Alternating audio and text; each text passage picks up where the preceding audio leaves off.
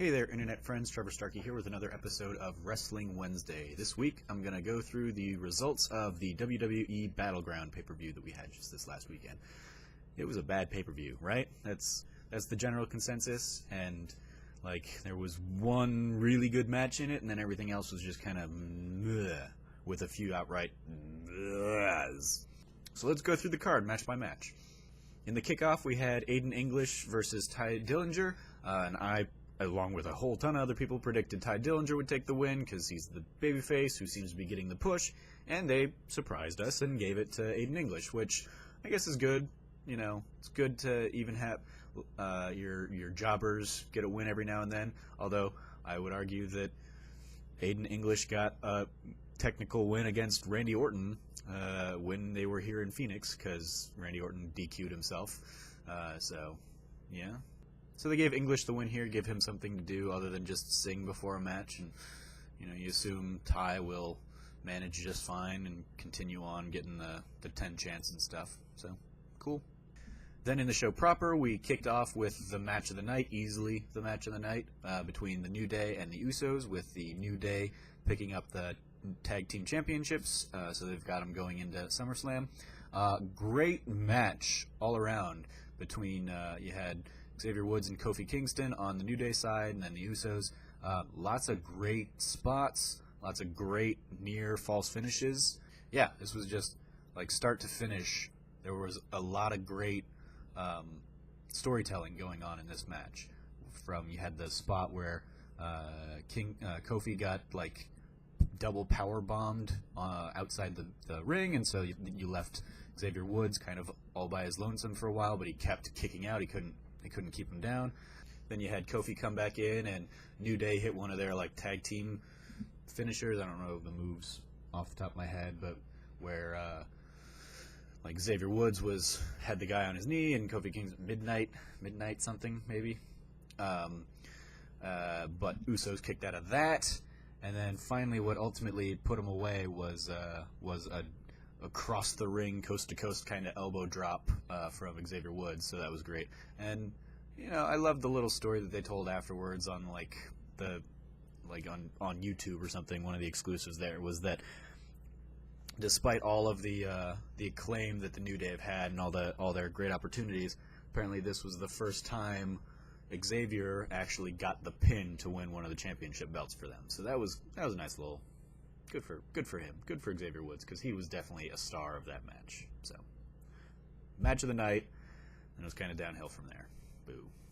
After that, we had Shinsuke Nakamura versus Baron Corbin, and Plumpy from What Culture kind of talked about this in his What Just Happened video, but I've never seen the flashy appeal of Shinsuke Nakamura since they've brought him to the main roster. Admittedly, back before I got back into it, one of my friends, Cameron Abbott, the one who always beats me on stupid predictions and so who I'm always owing Portillo's, he told me when we talked about wrestling a while back that I needed to watch the NXT debut match of Shinsuke when it was him versus Sami Zayn. And that was admittedly a good match. The two of them had great chemistry, but since coming into the SmackDown roster after WrestleMania, Nakamura has just kind of been given nothing really, and it's just been they teased him for a month. They didn't even have him doing matches on the show until Backlash or whatever, Payback. I don't remember which one it was. And then he fought Dolph Ziggler, and if you were trying to put Nakamura over really well, you gave Ziggler way too much offense in that match. So Shinsuke didn't come across as a titan or anything like that. He just kind of came across as another wrestler. But everybody talks about him with such reverence, and he's got such an elaborately extravagant, stupid if you don't back it up, entrance. The music's great, but he just is always doing this kind of thing, and I don't know what that is. He just reminds me of performance arty dance person kind of thing, and I don't refute that he's great. I just don't think the WWE has used him well compared to how everybody in the wrestling world talks about him and knows of him. He's just kind of been given nothing really to do since joining the main roster. And this match continued that. He and Corbin had a fine kind of by-the-numbers match with a stupid DQ ending. I don't know why he's so... I don't get the appeal. Obviously he's charismatic, but so much of that gets lost in translation because English isn't his first language, and so he gets lost on the mic when they try and give him something to do there. So yeah, it's just... Why?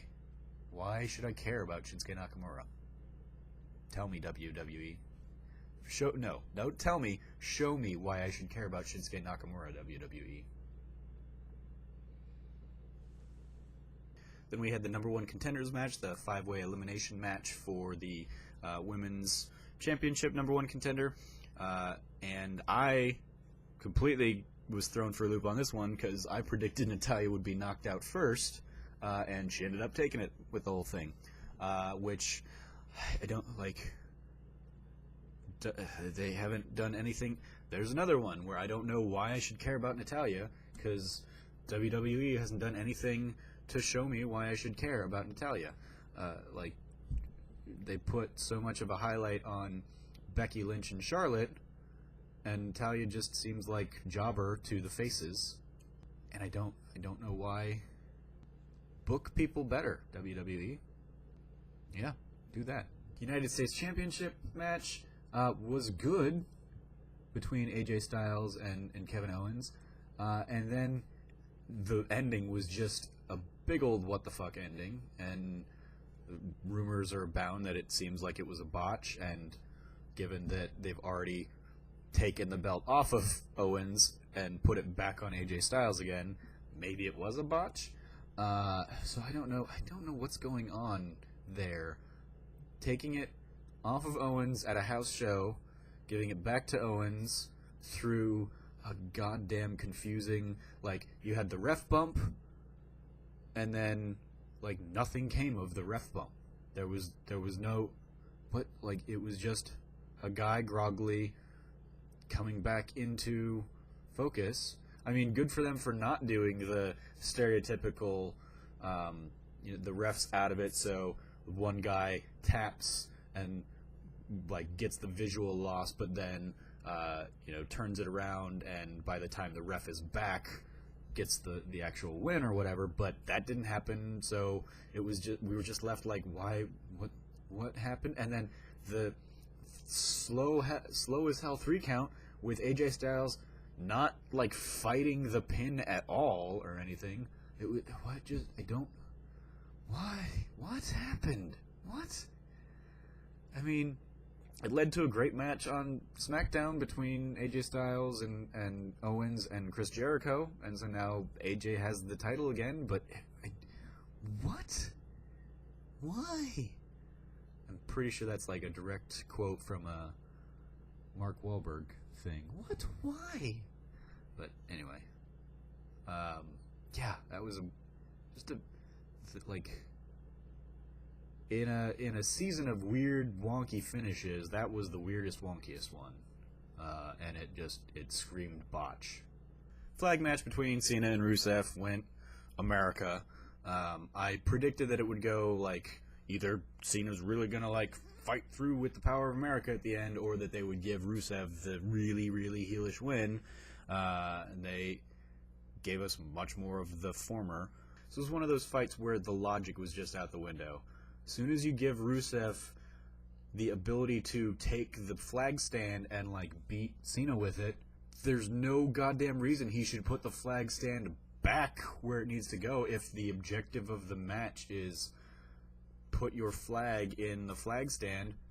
You can remove the opponent's chance to win that match by throwing the flag stand out into the crowd or something like that. So and it would if they really wanted to give Cena the win on it, do that, and then get Cena to call out to the crowd to give the flag stand back, 'cause it'll happen.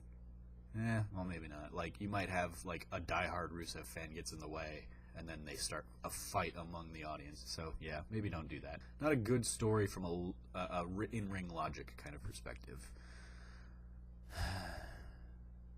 And now, like, who knows what the hell Rusev's going to do now. Poor guy. He seems good. Sami Zayn versus Mike Kanellis. I thought they were going to give Kanellis the follow-up win, since he'd already kind of established his win. I figured they'd continue that because he's still the new guy, and you got to kind of give him enough of a push in front of a pay-per-view crowd. But nope, they gave it to Sami. You know, good for Sami Zayn, but the feud between them anyway is kind of like, okay, it's like bottom of the card kind of stuff. The pre-show kickoff match was probably a toss-up between the Ty versus Aiden English and this one. So, but they gave this one as the like palate cleanser between the flag match and the Punjabi prison match. And boy, the Punjabi prison match. It's a shit stipulation. As I touched on in my video a couple weeks ago, like, it's just a boring match that is designed to hide bad performers, because you put so much of the emphasis of that match in the beginning of it to, okay, open the gates, and then, you know, to add tension, you're not going to have somebody get out when they open the first door, so you're left just kind of like wrestling on the ground and doing like a tug of war with somebody's legs or something while 60 seconds roll by. And then you do that 4 times, and this one, because the Singhs were sneaky little guys, they pulled him out on the 4th one, but it was still like a slow start to the match, and then the rest of the match is climbing and working to climb. There were a couple good spots. The Singh brother bump off of the cage onto and through an announce table. That was a good spot. But then you have the Great Khali coming back and just kind of like standing there and holding Randy Orton, and Randy Orton like waiting for him to like come and grab him. Another one where just the ring logic is bad. Like, Randy Orton is dominating people and like taking out the Singh brothers and like destroying them with the chair and taking out Jinder Mahal with the chair. Oh, you see friggin' the Great Khali coming.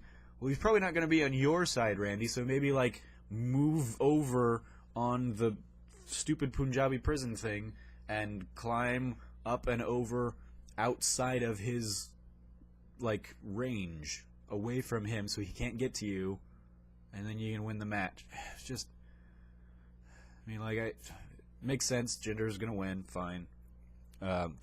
Just, it's not a good match. And again, as always, you can't see a goddamn thing because of the fucking bamboo and shit. So, just, it's not a good show. It's not a good pay-per-view. So those are my thoughts on Battleground. Not a good show. As always, I've been your host, Trevor Starkey. You can follow me at SnarkyStarkey on Twitter. And until next time, from here at the Trove, treasure your friends.